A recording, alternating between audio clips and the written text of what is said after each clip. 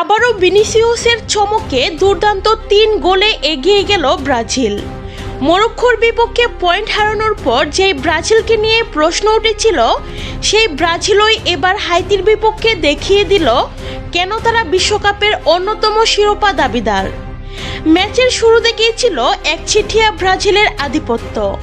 বল দখল, আক্রমণ, গতি সবকিছুতেই যেন হাইতির চেয়ে কয়েক ধাপ এগিয়ে ছিল সেলেসাওরা। মাঠে নামার পর থেকেই বোঝা যাচ্ছিল আজ কোনো ভুল করতে রাজি নয় ব্রাজিল। বিশেষ করে ভিনিসিয়াস জুনিয়রকে দেখে মনে হচ্ছিল তিনি যেন আলাদা কোনো মিশনে নেমেছেন।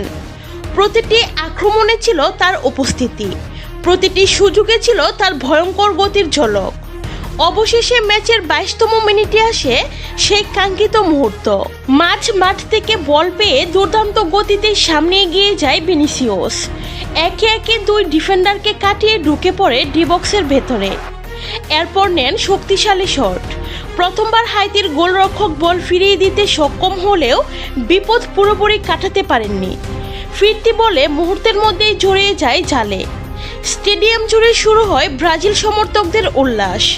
আর ভিনিসিয়াস বুঝিয়ে দেন বড় ম্যাচে বড় খেলোয়াড়রাই পার্থক্য করে দেয়।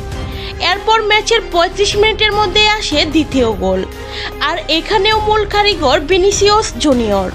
অসাধারণ পাস দিয়ে সতীর্থকে গোলের সুযোগ তৈরি করে দেন তিনি।